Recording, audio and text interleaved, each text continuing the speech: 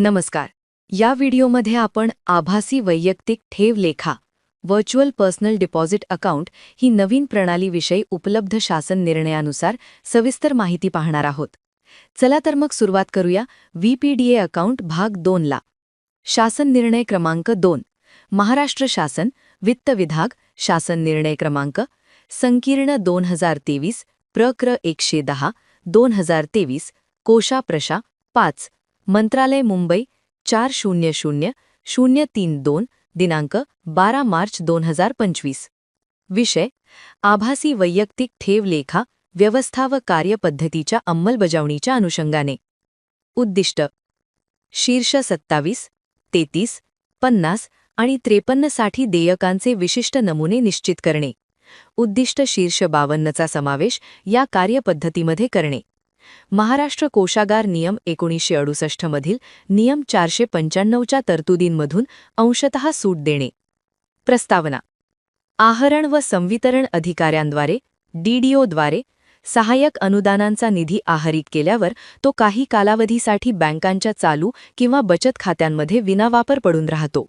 यामुळे राज्याच्या वित्तीय व्यवस्थापनात येणाऱ्या समस्या दूर करण्यासाठी आणि निधीचे जलद संवितरण व संनियंत्रण करण्यासाठी आभासी वैयक्तिक ठेव लेखा व्हीपीडीए व्यवस्था लागू करण्यात आली आहे.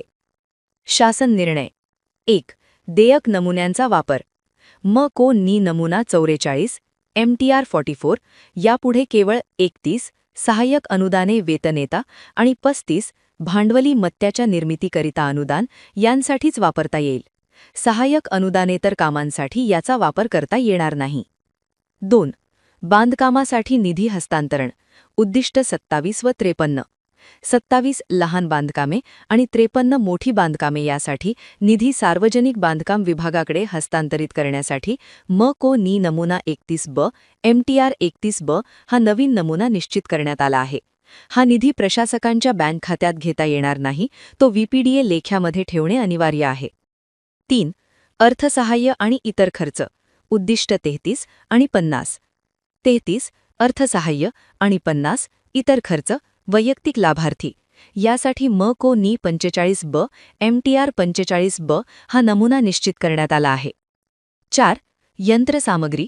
उद्दिष्ट 52 यंत्रसामग्रीसाठी निधी व्हीपीडीए कार्यपद्धतीमध्ये समाविष्ट करण्यास मान्यता देण्यात आली आहे. यासाठी को नी 31 MTR 31 हा नमुना वापरणे बंधनकारक असेल. ही तरतूद 1 एप्रिल 2025 पासून लागू होईल. 5. नियम 495 मधून सूट आणि निष्क्रिय लेख्यांबाबत. व्हीपीडीए लेख्यांना वित्तीय वर्षाखेरची मर्यादा इयर एंड एक्सपायरी लागू होणार नाही. वर्षाच्या शेवटी शिल्लक असलेली रक्कम व्यपगत होणार नाही. जर लेख्यामध्ये सलग 365 दिवस एकही व्यवहार झाला नाही तर तो लेखा निष्क्रिय होईल आणि त्यातील निधी राज्याच्या एकत्रित निधीत जमा केला जाईल. 6. उपयोगिता प्रमाणपत्रे. सहाय्यक अनुदानासाठी महालेखापाल कार्यालयास उपयोगिता प्रमाणपत्रे सादर करणे अनिवार्य राहील. सहाय्यक अनुदानेतर कामांसाठी उदाहरणार्थ बांधकामे महालेखापाल कार्यालयास प्रमाणपत्रांची आवश्यकता नाही, मात्र प्रशासकीय विभागास ती सादर करावी लागतील.